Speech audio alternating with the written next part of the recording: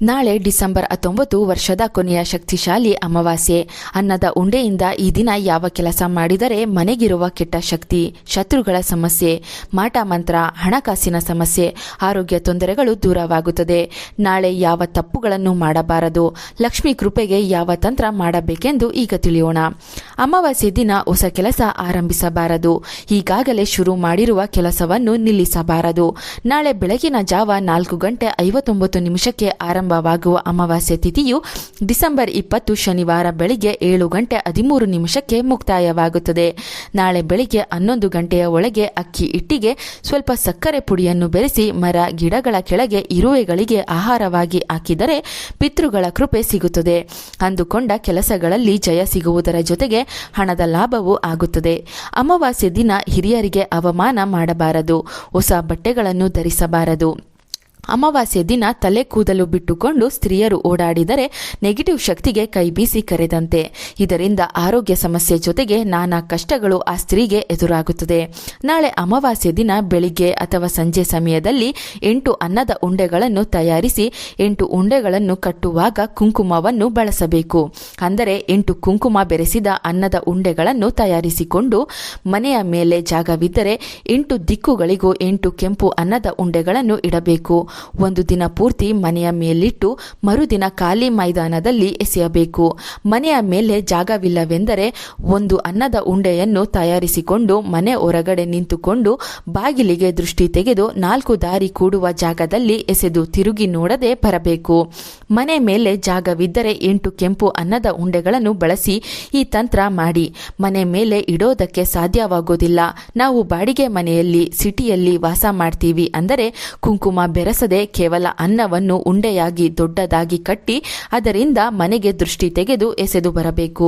ಇದರಿಂದ ಅಮಾವಾಸ್ಯೆ ಹತ್ತಿರವಿರುವಾಗ ಮನೆಯಲ್ಲಿ ಪದೇ ಪದೇ ಉಂಟಾಗುವ ಕಲಹಗಳು, ಹಣಕಾಸಿನ ಸಮಸ್ಯೆಗಳು, ಗಂಡ ಹೆಂಡತಿ ನಡುವೆ ಬರುವ ಮನಸ್ತಾಪಗಳು, ವಾಮಾಚಾರ, ಶತ್ರುಗಳ ಕೆಟ್ಟ ಕಣ್ಣಿನ ದೃಷ್ಟಿದೋಷಗಳು ದೂರವಾಗಿ ಕ್ಷಣ ಮಾತ್ರದಲ್ಲೇ ಮನಸ್ಸಿಗೆ ನೆಮ್ಮದಿ ಸಿಗುತ್ತದೆ.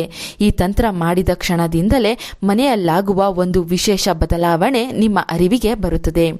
ಇದು ಶುಕ್ರ ಅಮಾವಾಸ್ಯೆ ಆಗಿರುವುದರಿಂದ ಶುಕ್ರ ದೇವರನ್ನು ಮೆಚ್ಚಿಸಲು ಅಥವಾ ಶುಕ್ರನ ಬಲ ನಿಮಗೆ ಸಿಗಲು ಸುಗಂಧ ದ್ರವ್ಯಗಳನ್ನು ಸ್ನಾನದ ನೀರಿಗೆ ಬೆರೆಸಿಕೊಂಡು ಮನೆ ಸದಸ್ಯರು ಸ್ನಾನ ಮಾಡಬೇಕು. ಸುಗಂಧ ದ್ರವ್ಯ ಸಿಗದೆ ಹೋದರೆ 2-3 ಏಲಕ್ಕಿಯನ್ನು ಸ್ನಾನದ ನೀರಿಗೆ ಪ್ರತಿ ಸದಸ್ಯರು ಶುಕ್ರನ ಹೆಸರು ಹೇಳುತ್ತಾ ಬೆರೆಸಿ ಸ್ನಾನ ಮಾಡಬೇಕು. ಇದರಿಂದ ಹಣಕಾಸಿನ ಅಡೆತಡೆಗಳು ಕಳೆದು ಹೆಚ್ಚಿನ ಧನಲಾಭವನ್ನು ನೀವು ಸಮೀಪದಲ್ಲಿ ಕಾಣಬಹುದು. ಇದು ಶುಕ್ರವಾರದ ದಿನ ಬಂದಿರುವ ಅಮಾವಾಸ್ಯೆ ಮಹಾಲಕ್ಷ್ಮೀ ದೇವಿಗೆ ಪ್ರಿಯವಾದ ದಿನವಾಗಿರುವುದರಿಂದ ಬೆಳಿಗ್ಗೆ ಹಾಗೂ ಸಂಜೆ ಲಕ್ಷ್ಮಿ ಅಷ್ಟೋತ್ತರ ಹೇಳಿಕೊಂಡು ಕೆಂಪು ದಾಸವಾಳ, ಕೆಂಪು ಗುಲಾಬಿ ಹೂಗಳಿಂದ ಅಮ್ಮನಿಗೆ ಅಲಂಕಾರ ಮಾಡಿ ಸಿಹಿ ಪದಾರ್ಥಗಳನ್ನು ನೈವೇದ್ಯವಾಗಿಟ್ಟು ಕಷ್ಟಗಳೆಲ್ಲ ದೂರವಾಗಿ ಮನೆಯವರಿಗೆಲ್ಲ ಸುಖ ಸಂತೋಷ ಸಿಗಲೆಂದು ಬೇಡಿಕೊಳ್ಳಿ. ಓಂ ಶ್ರೀಂ ಶ್ರೀಯೇ ನಮಃ ಎಂದು 11 ಸಲ 21 ಸಲ ಹೇಳಿಕೊಂಡು ಅಮಾವಾಸ್ಯೆ ದಿನ ಲಕ್ಷ್ಮೀ ದೇವಿಯ ಮುಂದೆ ತುಪ್ಪದ ದೀಪ ಹಚ್ಚಿ ದಿನವನ್ನು ಆರಂಭಿಸಿ. ನಾಳೆ ಸಂಜೆ ಸಮಯದಲ್ಲಿ ಕಲ್ಲುಪ್ಪು ಹಾಗೂ ನಿಂಬೆಹಣ್ಣಿನಿಂದ ಈ ಕೆಲಸ ಮಾಡಿದರೆ ದುಷ್ಟಶಕ್ತಿಗಳು ಮನೆ ಒಳಗೆ ಪ್ರವೇಶ ಮಾಡದಂತೆ ತಡೆಯುತ್ತದೆ. ಹೊಸ್ತಿಲಿನ ಹೊರಭಾಗದಲ್ಲಿ 2 ಕಡೆ 2 ತಟ್ಟೆಯ ಮೇಲೆ ಸ್ವಲ್ಪ ಕಲ್ಲುಪ್ಪನ್ನು ಹಾಕಿ ಅದರ ಮೇಲೆ ನಿಂಬೆಹಣ್ಣಿನ ಹೋಳುಗಳಿಗೆ ಅರಿಶಿನ ಕುಂಕುಮ ಹಚ್ಚಿಡಬೇಕು. ಇದರಿಂದ ಮನೆಗಿರುವ ಎಲ್ಲ ನೆಗೆಟಿವ್ ಶಕ್ತಿ ಮನೆಯಿಂದ ಹೊರಬಂದು ಮನೆಗೆ ಪಾಸಿಟಿವ್ ಶಕ್ತಿ ಪ್ರವೇಶ ಮಾಡುತ್ತದೆ. ಮರುದಿನ ಕಲ್ಲುಪ್ಪು ಹಾಗೂ ನಿಂಬೆಹಣ್ಣನ್ನು ಯಾರು ಓಡಾಡದೆ ಇರುವ ಜಾಗದಲ್ಲಿ ಎಸೆದು ಬರಬೇಕು.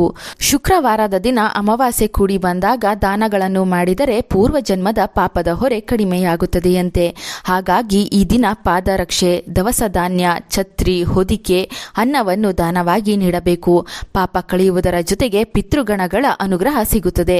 ಮದುವೆ ಭಾಗ್ಯ ಕೂಡಿ ಬರಲು ನಾಳೆ ಅಮಾವಾಸ್ಯೆ ದಿನ ನಾರಾಯಣ ಸಮೇತ ಮಹಾಲಕ್ಷ್ಮೀ ದೇವಿ ಇರುವ ಫೋಟೋ ಮುಂದೆ ಕುಳಿತು ದೀಪಾರಾಧನೆ ಮಾಡಿ ವಿಷ್ಣು ಸಹಸ್ರನಾಮ, ಲಕ್ಷ್ಮೀ ಅಷ್ಟೋತ್ತರ ಹಾಗೂ ವಿಷ್ಣು ಗಾಯತ್ರಿ ಮಂತ್ರವನ್ನು ಪಾರಾಯಣ ಮಾಡಿ ಹೆಸರು ಬೇಳೆಯಿಂದ ಮಾಡಿದ ಸಿಹಿ ಪಾಯಸವನ್ನು ನೈವೇದ್ಯವಾಗಿ ಇಡಬೇಕು.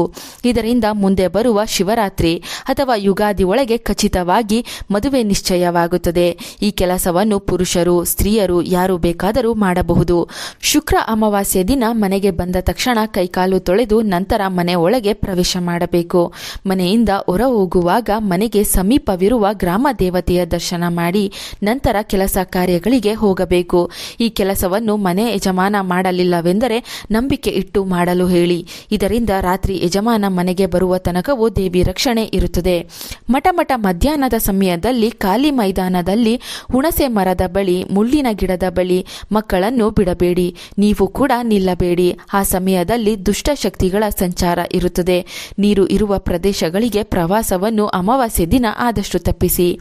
ಈ ಮೇಲೆ ತಿಳಿಸಿದ ಯಾವ ಕೆಲಸವನ್ನು ಮಾಡಲು ಸಾಧ್ಯವಾಗಲಿಲ್ಲವೆಂದರೆ ಶ್ರೀರಾಮ ನಾಮ ಜಪ ಮಾಡಿ, ದೇವತಾ ಸ್ಮರಣೆ ಮಾಡಿ, ನಿಮ್ಮ ಇಷ್ಟ ದೇವರ ಹೆಸರನ್ನು ಜಪಿಸುತ್ತಾ ಇಡೀ ಅಮಾವಾಸ್ಯೆ ದಿನವನ್ನು ಕಳೆಯಿರಿ. ಶುಕ್ರ ಅಮಾವಾಸ್ಯೆ ಬಗೆಗಿನ ಈ ವಿಶೇಷ ಮಾಹಿತಿ ಇಷ್ಟವಾದರೆ ಚಂದನಾಲೋಕ ಯೂಟ್ಯೂಬ್, ಫೇಸ್ಬುಕ್, ಇನ್ಸ್ಟಾಗ್ರಾಮ್ ಪೇಜ್ಗಳನ್ನು ಫಾಲೋ ಮಾಡಿ. Thank you.